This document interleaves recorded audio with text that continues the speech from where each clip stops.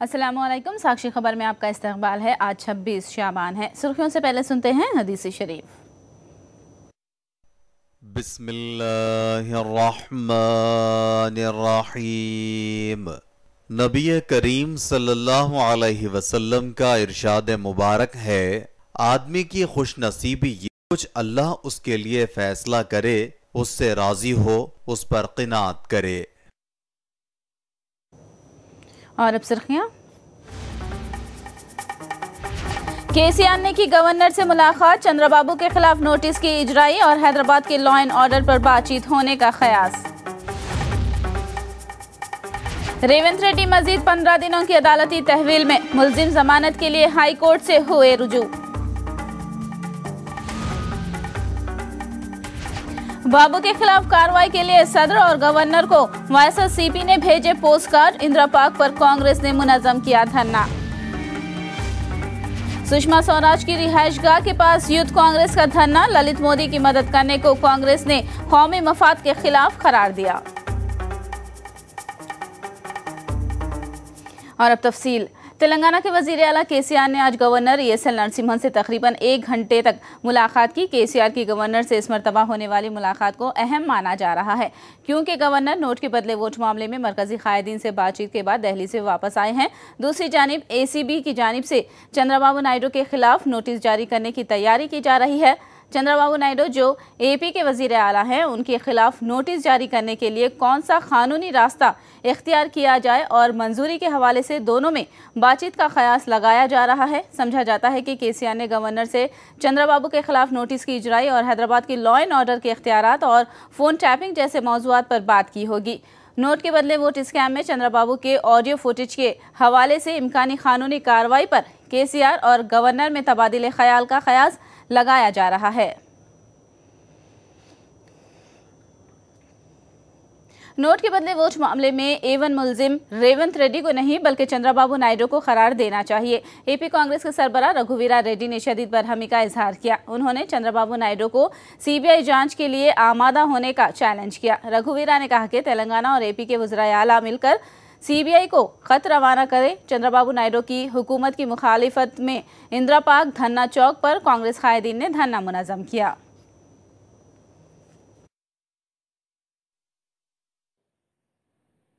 ముద్దాయి accused number 1 Revanth Reddy కాదు, accused number 1 Nara Chandrababu Naidu గారి అక్యూజ్డ్ నంబర్ 1 అనే దానిలో ఎటువంటి రాజీ కూడా లేదు. కానీ మీరు కూడా కేవలం మీ ప్రతిష్టను పెంచుకోవడానికి, కేవలం తెలంగాణలో ఉన్నటువంటి వారి సెంటిమెంట్ను మీరు దోచుకోవడానికి మాత్రమే ప్రయత్నం చేయొద్దు. మీకు కూడా నిజాయితీ ఉంటే CBI ఎంక్వైరీ కోసం రాయండి. మీరు ఏ ఒక్క ముఖ్యమంత్రి రాసినా ఈరోజు CBI ఎంక్వైరీ చేయడానికి అవకాశం ఉంటుంది. మీరు అడిగితే CBI ఎంక్వైరీ వేయకపోయే సమస్య ఉండదు. వెంటనే తేలాలి ఈ డబ్బు ఎక్కడి నుంచి వచ్చింది, ఎవరు ఇచ్చినారు, ఏ కంపెనీల నుంచి వచ్చింది. ఇవన్నీ తేలాలంటే ఈరోజు సుప్రీంకోర్టు జడ్జి చేత కానీ CBI చేత కానీ ఎంక్వైరీ జరగాలి. దానికి ఇద్దరు ముఖ్యమంత్రులు కూడా వెంటనే వాళ్ళు ఉత్తరాలు రాయాల్సినటువంటి అవసరం ఉంది. ఏ ఒక్క ముఖ్యమంత్రి రాయకపోయినా మీరు దోషులవుతారు. కేసీఆర్ గారు మీరు రాయకపోయినా మీరు కూడా తప్పు చేసిన వాళ్ళు అవుతారు అని ఈరోజు కాంగ్రెస్ పార్టీగా మేము భావిస్తా ఉన్నాం. एक तरफ आंजीहानी NTR ने तेलुगु अवाम की इज्जत नफ्स का तहफ़्फ़ुज़ किया था, तो दूसरी जानिब अब चंद्रबाबू नायडू तेलुगु अवाम का सर शर्म से नीचा कर रहे हैं। कांग्रेस कायद C रामचंद्रैया ने ये रिमार्क किया। उन्होंने कहा कि बदउनवानी में पकड़े जाने के बाद भी ओहदे से अलहदा ना होना किसी मजाक से कम नहीं है। इंदिरा पार्क पर कांग्रेस के धरने से रामचंद्रैया ने खिताब किया। ఎంతో అసత్యంతో అడ్డగోలుగా రాష్ట్రాన్ని డివైడ్ చేశారని ఏమంటున్నాడో అది ఎంత అసత్యమో, ఈయన అడ్డగోలుగా దొరికిపోవడం మాత్రం సత్యం. దొంగతనం చేస్తూ ఒక్క ఎమ్మెల్సీ కోసము ఇంత దిగజారిపోయినాయంటే, ఒకప్పుడు ఎన్టీ రామారావు గారు పార్టీ పెట్టినప్పుడు ఆంధ్రుల అభిమానం అనేటువంటి స్లోగన్ పైన పెట్టాడు. ఈ మహానుభావుడు ఇప్పుడు ఆంధ్రులు తలకాయ ఉంచుకునేట్టు చేశాడు. గోలుగా ఎన్నుకున్నామయ్యా, నీ గొంతు ఉంది, నీ ఒకరు వీడిలో ఇరుక్కుంటే ఒకరు సీడీలో ఇరుక్కుంటే అట్లా ఉంది మీ ఇద్దరి పరిస్థితి. కాబట్టి ఏదైనా చట్టబద్ధంగా వెళ్ళిపోగానే ఆంధ్రప్రదేశ్ ప్రజానీకం నా వెనకల ఉండాలని చెప్పడం అనేది ఇంత ఘోరమైంది ఏది కాదు. నీకు ఎంటబడి లేరు. నువ్వు తెచ్చుకున్న మెజార్టీ కూడా చాలా కష్టపడి తెచ్చుకున్నావు, అది కూడా 4 లక్షల ఓట్లతో. కాబట్టి నీ అరాచక శక్తులు, నీ అరాచక కార్యక్రమాలకు ఆంధ్రప్రదేశ్ ప్రజలు మద్దతు ఇవ్వరు. 20 సార్లు నింట రిపీటెడ్గా కొట్టారు ఛానల్స్ వాళ్ళు, రిపీటెడ్గా. ఆయన గొంతేది పాపం. ఆయన కూడా డినై చేయలే, ఆయన తప్పులు పడేదాన్ని కాదు. ఆయన కూడా ఇది నేను మాట్లాడలేదని చెప్పటంలా. ఈరోజు సోదరుడు చెప్పినట్లు ముఖ్యమంత్రి వ్యవస్థనే అప్రతిష్ట పాలు చేసిన ఘనతేనది. ముఖ్యమంత్రి వ్యవస్థ ఈ దినము గవర్నర్ను అటాక్ మొదలుపెట్టారు. గవర్నరు అక్కడ ఏమి రిపోర్ట్ ఇచ్చాడనేది మాకు తెలియదు, కానీ వీళ్ళు తిట్టేదాన్ని బట్టి తెలుస్తున్నది. ఆయన వాస్తవ రిపోర్ట్ అక్కడ ఇచ్చాడు, వీళ్ళు నిజంగా చేసినారనేటువంటి రిపోర్ట్ అక్కడ ప్రైమ్ మినిస్టర్కు అధ్యక్షుడికి దేశ అధ్యక్షుడికి చెప్పినారనేది వీళ్ళ దానివల్ల తెలుస్తున్నది. चंद्रबाबू नायडू को एपी के वजारत आला के ओहदे से बरतरफ किया जाए। वायएसआर कांग्रेस लीडर कोटम रेड्डी श्रीधर रेड्डी ने गवर्नर से ये मुतालबा किया। उन्होंने इल्जाम लगाया कि नोट के बदले वोट स्कैम से बाबू बाहर निकलने के लिए वजारत आला के ओहदे को ढाल बना रहे हैं। उन्होंने सवाल किया कि सेक्शन 8 से मुताल्लिक मरकज को मकतूब लिखने वाले बाबू एपी को खुसूसी मौक़िफ़ के मुतालबे पर मकतूब क्यों रवाना नहीं कर रहे हैं। దొంగగా దొరికిపోయిన తర్వాత నీ దొంగతనాన్ని కప్పిపుచ్చుకునేదానికి సెక్షన్ 8 అని చెప్పని కొత్తగా మాట్లాడుతున్నావే. మరి ప్రత్యేక హోదా కోసం మీరు కానీ మీ కేంద్ర మంత్రులు కానీ ఎందుకు ఊరుకున్నారు? ఎందుకు దానికోసం పోరాటం చేయటం లేదని చెప్పని చంద్రబాబు గారిని అడుగుతూ, నేను కేంద్రాన్ని గవర్నర్ గారిని డిమాండ్ చేసేది ఒకటే. చంద్రబాబు నాయుడు గారు ఆంధ్రప్రదేశ్ ముఖ్యమంత్రిగా ఓటుకు నోటుకు ఫోన్ చేయాల. తెలుగుదేశం పార్టీ రాష్ట్ర అధ్యక్షుడిగా ఓటుకు నోటుకి కోట్ల రూపాయలకి ఫోన్ చేసి ఈరోజు దొరికిపోయిన తర్వాత తన తప్పును కప్పిపుచ్చుకునేదానికి ఆంధ్రప్రదేశ్ ముఖ్యమంత్రి పదవిని అడ్డంగా పెట్టుకుని రకరకాలుగా ప్రజల మధ్య విద్వేషాల కోసం ప్రయత్నం సాగిస్తున్నాడు. ఇలాంటి వ్యక్తి వ్యవస్థలను మొత్తం దిగజార్చిన వ్యక్తి, వ్యవస్థలను మొత్తం దిగజార్చే అలవాటున్న వ్యక్తి. ఇలాంటి వ్యక్తిని ముఖ్యమంత్రిగా కొనసాగిస్తే మరింత దిగజారుస్తాడు, మరింత విద్వేషాలు రెచ్చగొడతారు. కాబట్టి గవర్నర్ గారు తక్షణం జోక్యం చేసుకోండి. కేంద్ర ప్రభుత్వం తక్షణం జోక్యం చేసుకోవాలా. చంద్రబాబు నాయుడు గారిని ఆ పదవి నుంచి బర్తరఫ్ చేయాలని చెప్పని వైఎస్ఆర్ కాంగ్రెస్ పార్టీ పరంగా నేను డిమాండ్ చేస్తూ ఉన్నా. नोट के बदले वोट स्कैम के हवाले से गवर्नर क्यों खामोश हैं? सीपीआई लीडर नारायणा ने यह सवाल किया। उन्होंने बरहमी जाहिर करते हुए कहा कि दल बदलने वाले पार्टी एमएलएज या एमएलसीज का इस्तीफा दोनों रियासतों के स्पीकर्स क्यों मंजूर नहीं कर रहे हैं। नारायणा ने स्पीकरों के रवैये पर शदीद तनकीद की। నిజాయితీగా ఎవరైతే తప్పు చేశారో వాళ్ళపైన గట్టి యాక్షన్ తీసుకునేటువంటి పద్ధతుల్లో కేంద్ర ప్రభుత్వం ప్రయత్నించకుండా రాజకీయ లెక్కలు వేసుకొని వీటిని ప్రోత్సహించే పద్ధతి చేస్తూ ఉన్నారు. దీన్ని మేము కేంద్ర ప్రభుత్వాన్ని ఖండిస్తూ ఉన్నాం. ఇప్పుడు రాష్ట్రంలో వైషమ్యాలు పెంచేటువంటి పరిస్థితి వచ్చింది. తర్వాత రాజ్యాంగబద్ధంగా నియమించబడిన గవర్నర్ ఉన్నాడు, రాజ్యాంగబద్ధంగా ఎన్నుకోబడిన స్పీకర్స్ ఉన్నారు. ఆంధ్రప్రదేశ్ స్పీకరు, తెలంగాణ స్పీకరు ఇద్దరు ఏం చేస్తున్నారు? వీళ్ళు డిఫెక్ట్ అయిన వాళ్ళని రాజీనామా ఆమోదించకుండా పెండింగ్లో పెడుతున్నారు. రాజీనామా చేసినప్పుడు పెండింగ్లో పెడుతున్నారు. ఎందుకు పెడుతున్నారు? వీళ్ళు వాళ్ళ చట్ట ప్రకారం టైం ఇచ్చి పార్టీ ఫిరాయింపు చేసిన వాళ్ళని కానీ లేదా స్వచ్ఛందంగా రాజీనామా చేసిన వాళ్ళని కానీ ఆమోదించేటువంటి నిర్ణయం ఎందుకు తీసుకోలేదు? ఇద్దరు స్పీకర్లు తప్పు చేశారు. ఈ ఇద్దరు స్పీకర్లు పెండింగ్లో పెట్టినందువలన ఈ ఎన్నికల్లో బేరసారాలకు ఉపయోగపడింది. चंद्रबाबू नायडू के खिलाफ कार्रवाई करने की मांग करते हुए वायएसआर कांग्रेस पार्टी की जानिब से सदर जमहूरिया और गवर्नर को पोस्टकार्ड्स रवाना किए गए। विजयवाड़ा में वायएसआर कांग्रेस पार्टी के कायदीन और कारकुनों ने सदर जमहूरिया प्रणब मुखर्जी और गवर्नर ESL नरसिम्हन के नाम पोस्ट कार्ड रवाना करते हुए नोट के बदले वोट मामले में चंद्रबाबू के खिलाफ कानूनी कार्रवाई करने की मांग की है। నీచమైనటువంటి పరిస్థితిలో నీచమైనటువంటి విధానాలను అవలంబిస్తూ వచ్చినటువంటి ఆరోపణల్ని కప్పిపుచ్చుకునేటువంటి పద్ధతిలో ఆయన సెక్షన్ 8ని బయటికి తీసుకురావడం జరుగుతూ ఉంది. విభజన చట్టానికి సంబంధించి సెక్షన్ 8కి 420కి సంబంధం ఏంటండి? ఇది లా అండ్ ఆర్డర్కి సంబంధించినటువంటిది. 420కి సంబంధించినటువంటి ఏసీబీ వాళ్ళు పట్టుకున్నటువంటిది. ఆటోమేటిక్గా ఆయన ఈ విచారణకి ఎదుర్కోవాల్సిన అవసరం ఉంది. నిజమైనటువంటి మనిషి, ప్రజాస్వామ్య విలువలు కాపాడేటువంటి మనిషి కనుక అయితే చంద్రబాబు నాయుడు గారు ఇప్పటికైనా కానీ డైరెక్ట్గా చెప్పమనండి, విచారణకి ఎదుర్కొంటామని చెప్పమనండి, ముద్దాయిగా ఆయన చేర్చాల్సినటువంటి బాధ్యత ఉందని వైఎస్ఆర్ పార్టీ నుంచి మేము డిమాండ్ చేస్తూ ఇవాళ గవర్నర్ గారికి రాష్ట్రపతికి కూడా డైరెక్ట్గా లేఖలు రాయటం పంపించడం జరిగింది। चंद्रबाबू नायडू की जानिब से नेशनल मीडिया को दिए गए इंटरव्यू पर वायएसआर कांग्रेस के तर्जुमान अंबाटी रामबाबू ने रद्द-ए-अमल जाहिर किया है। उन्होंने कहा कि सीनियर जर्नलिस्ट राजदीप सरदेसाई की जानिब से चंद्रबाबू नायडू से किए गए सवालात का बाबू ने जवाब नहीं दिया, मगर खुद का दिफा करने की कोशिश की। ఇది చూసిన తర్వాత ప్రత్యేకంగా చంద్రబాబు నాయుడు గారికి లైవ్ డిటెక్టివ్ టెస్ట్ అవసరం ఉందని నేను అనుకోవటం. ఎందుకంటే ఇండియా టుడే టీవీలో రాజ్దీప్ సర్దేశాయ్ చేసినటువంటి ఇంటర్వ్యూలో ఆయన చెప్పినటువంటి సమాధానాలు వింటే ఖచ్చితంగా ఆయన నేరాన్ని అంగీకరించినట్టుగా చాలా స్పష్టంగా అర్థమవుతా ఉన్నది. ఆయన జరిగినటువంటి 4 నిమిషాల 50 సెకండ్ల ఇంటర్వ్యూలో ఖచ్చితంగా నేను లెక్కేశాను 25 సార్లు వాట్ ఐఎమ్ సేయింగ్ అన్నారు తప్ప ఆయన చెప్పవలసిందేమీ చెప్పలా.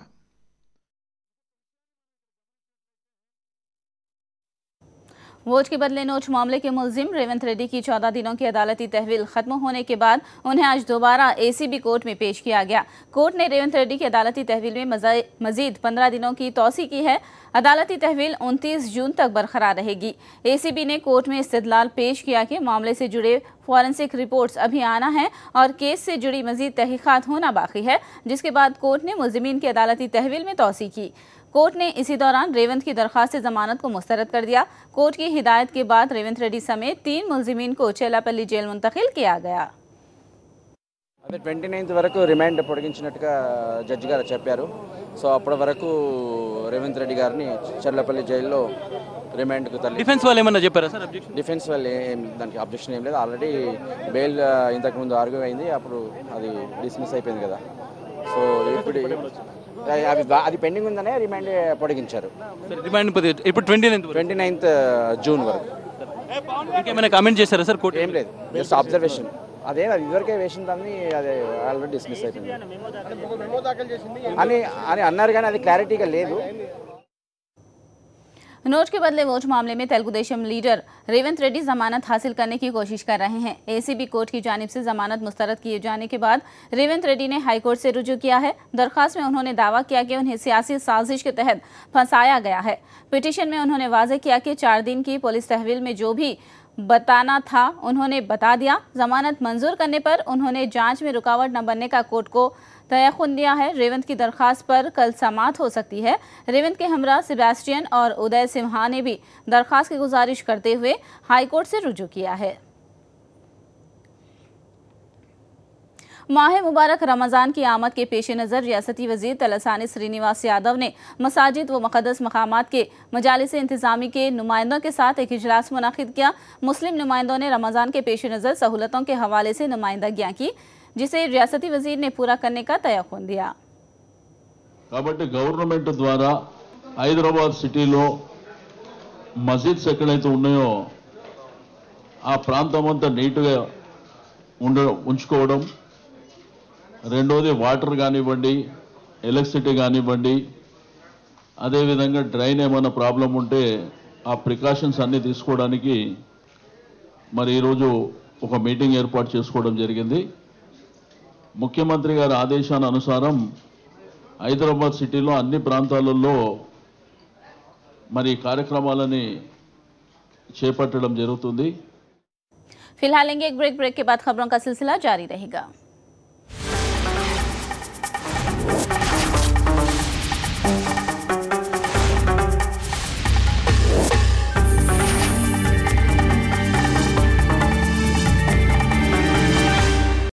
साक्षी खबर में दोबारा आपका इस्तकबाल है। शहर में मेट्रो रेल के 3 कॉरिडोर से मुतालिक L&T के ओहदेदारों ने गौर किया है, जिसमें से 2 कॉरिडोर से मुतालिक रिपोर्ट तैयार है, जिसमें असेंबली के पीछे से रेल राहदारी के मंसूबे को तकरीबन क़तईयत दी गई है। इसके अलावा सुल्तान बाजार और MGBS ता फलकनुमा कॉरिडोर्स के मुतबादिलात पर गौर किया जा रहा है। को बचाते हुए ले जाना है। वो जो चेंज है सुल्तान बाजार यानी बड़ी चौड़ी से सुल्तान बाजार जो चौरस्ता बाटा चौरस्ता जो कहलाता है, वहाँ से लेफ़्ट से प्रपोज़ल दिया है L&T ने, जो कि वुमेंस कॉलेज के बीच में से होते हुए उस्मानिया मेडिकल कॉलेज के हॉस्टल के बाजू से निकलता हुआ MGBS को जा रहा है।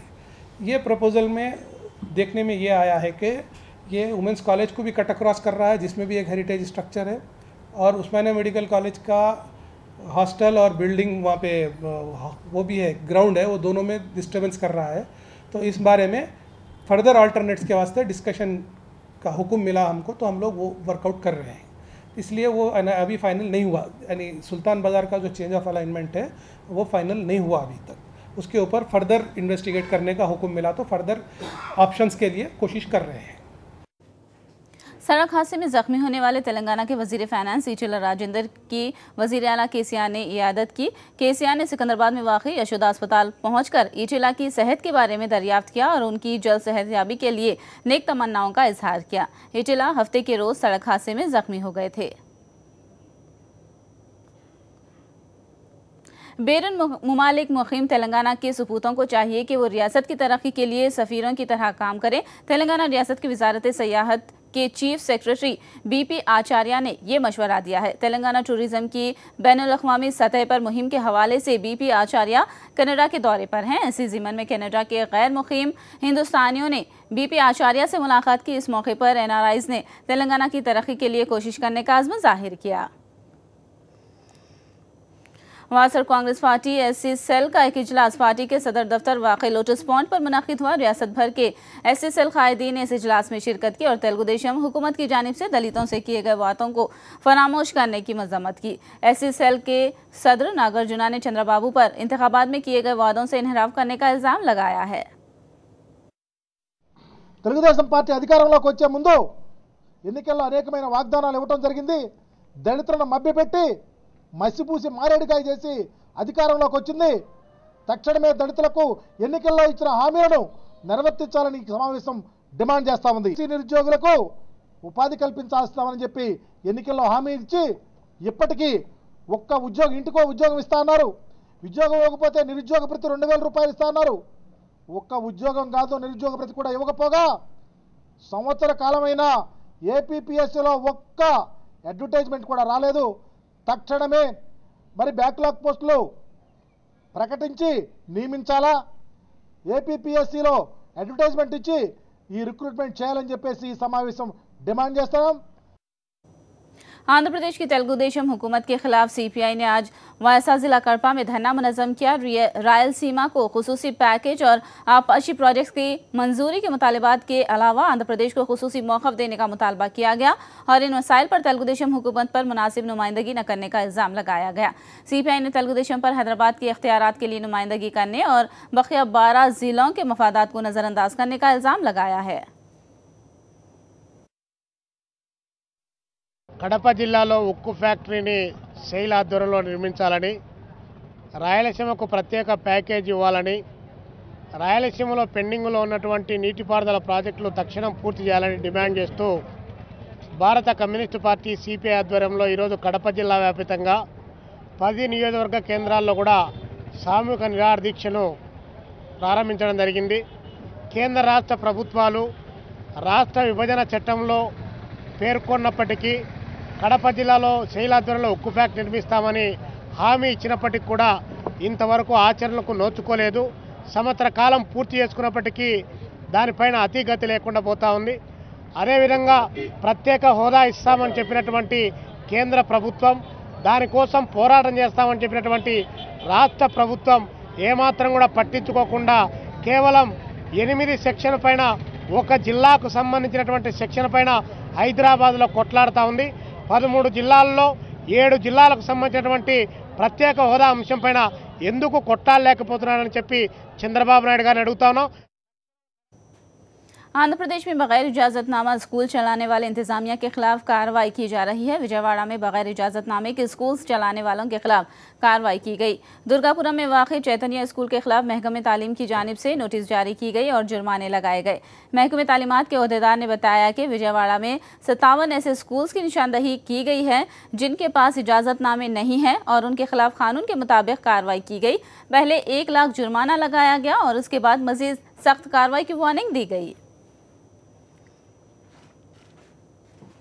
एपी में स्कूलों की कुशादगी के हवाले से आरटीओ अहदेदारों ने स्कूल बसों की तनख्ही के काम में तेजी पैदा कर दी है। अहदेदारों का कहना है कि विजयवाड़ा में 500 बसें कवायद की खिलाफ वर्जी करते हुए चलाई जा रही हैं। इन बसों की निशानदही करने तक तनख्ही करने का अहदेदारों ने ऐलान किया है। बगैर फिटनेस वाली 3 स्कूल बसों को सीज कर दिया गया है। अहदेदारों ने वालिदैन और सरपरस्तों को भी बसों के फिटनेस के हवाले से इत्मीनान कर लेने का मशवरा दिया है। हैदराबाद के एलबी नगर में स्कूल और कॉलेज बसों पर आरटीओ अहदेदारों ने धावे बोले। कवायद की खिलाफ वर्जी करने वाली 4 बसों को जब्त किया गया। 2 बसों पर मुकदमा दर्ज किए गए। अहदेदारों ने 60 साल से जायद उम्र वाले ड्राइवर्स की बस चलाते हुए निशानदही भी की है। ड्राइवरों पर मुकदमा दर्ज करके बस को जब्त कर लिया गया है। अहदेदारों ने हजारों रुपये फीस वसूल करने वाले स्कूल इंतजामिया को बसों के फिटनेस पर समझौता करने पर बरहमी जाहिर की है और कवायद की खिलाफ वर्जी की सूरत में सख्त कार्रवाई करने की धमकी दी है। महकमे बल्दिया के कॉन्ट्रैक्ट मुलाजिमीन ने उन्हें मुस्तकिल मुलाजिमीन के ममासिल तनख्वाहें देने का मुतालबा किया है। सेक्रेटरीट में मुलाजिमीन ने प्रेस कॉन्फ्रेंस मुनक्किद की। उन्होंने कहा कि इस महंगाई में अगर हुकूमत उनकी तनख्वाहें नहीं बढ़ाती है तो हड़ताल की जाएगी। ఇక్కడైతే నగరాల్లో కానీ నిత్యావసర వస్తువులు ధరలు విపరీతమైన పెరిగిపోతున్నది।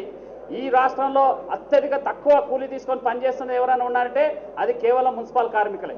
కాబట్టి మా యొక్క వేతనాలు పెంచమని మేము ప్రభుత్వం విన్నపిస్తున్నాం। ఈ రోజు మా యొక్క ఆరోగ్యాన్ని కూడా పణంగా పెట్టి నగరాన్ని మేల్కొల్పేది మున్సిపల్ కార్మికులే। కాబట్టి మా యొక్క జీతాలు వెంటనే పెంచండి। ఈరోజు పర్మనెంట్ ఉద్యోగులు సమానంగా మాకు కూడా డిఏ చెల్లించండి। అదే విధంగా ఏదైతే ఉన్నదో అనేక సంవత్సరాలుగా ఈ యొక్క రాష్ట్ర సేవలో మేము ప్రజల సేవలో ఉన్నాం। మమ్మల్ని ఎందుకు పర్మనెంట్ చేయరు అని మేము అడుగు ప్రశ్నిస్తున్నాం। यूथ कांग्रेस के कारकुनों ने मरकजी वजीर खारजा सुषमा स्वराज की रिहायशगाह के पास धरना दिया और उनसे इस्तीफे की मांग की। धरना देने वाले यूथ कांग्रेस के कारकुनों और पुलिस के दरमियान टकराव हुआ। मुलजिम ललित मोदी की मदद करने पर यूथ कांग्रेस ने यह एहतजाज मुनज़्ज़म किया था। मुलजिम ललित मोदी की मदद करने पर कांग्रेस ने वजीर खारजा सुषमा स्वराज को तनकीद का निशाना बनाया है। सुषमा स्वराज के मौक़िफ़ को कौमी मफादात के खिलाफ करार दिया है। कांग्रेस के सीनियर कायद मल्लिकार्जुन खड़गे ने कहा कि सुषमा स्वराज ने एक ऐसे मुलजिम की तायद की है जिसके खिलाफ संगीन इल्जामात हैं। अगर बीजेपी गलत को ही सही समझते तो ये हमेशा उनका ये रहा है कि आदत रही है कि जो भी चीज़ें वो गलत करते हैं उसी का समर्थन करते हैं। और मेरे को सबसे ताज्जुब ये हुआ कि आरएसएस के लोग भी सपोर्ट कर रहे हैं। ह्यूमैनिटेरियन भाई कानून अलग होता है, ह्यूमैनिटेरियन ग्राउंड्स अलग होते हैं। ह्यूमैनिटेरियन ग्राउंड्स कानून को ओवरलुक नहीं करते, ओवरराइड नहीं करते। और जो एक्यूज्ड है उसके बारे में सिंपैथी रखना, और वो भी खास करके जिसके बारे में मनी लॉन्ड्रिंग का केस है, इनकम टैक्स वाले उसके पीछे हैं और बहुत से केस रजिस्टर्ड हो गए हैं। दागदार आईपीएल के साबिक सरबराह ललित मोदी की मदद करने पर वजीर खारजा सुषमा स्वराज अपोजिशन के निशाने पर हैं। सीपीआई के सीनियर कायद बृंदा क्रात ने सफरी दस्तावेजात दिलाने में मदद करने पर सुषमा स्वराज पर तनकीद की है। हमने कहा कि प्रधानमंत्री मोदी जी जो आईपीएल के पहले जो मुद्दे थे उस पर तो बहुत एक्टिवली उन्होंने बयान दिया था, तो अब वो चुप क्यों हैं? उनको बताना चाहिए ये जो पूरा ट्रैवल पेपर्स की इजाजत सुषमा जी की तरफ से दी, क्या मोदी जी इसके समर्थक हैं? क्या वो कहते कि ये सही हुआ है? तो प्रधानमंत्री जी को जवाब देना चाहिए और तमाम जो मुद्दे आए हैं क्विड प्रो क्वो के, उसका भी जवाब आना चाहिए। One rank one pension scheme पर अमलावरी का मुतालबा करते हुए साबिक फौजियों ने मुल्क की सतह पर हड़ताल शुरू की है। दिल्ली, जालंधर समेत मुख्तलिफ शहरों में साबिक फौजियों ने आज से सिलसिलेवार भूख हड़ताल का आगाज किया है। साबिक फौजी एनडीए हुकूमत से one rank one pension scheme पर अमलावरी का मुतालबा किया है, वरना एहतजाज में शिद्दत पैदा करने की धमकी दी है।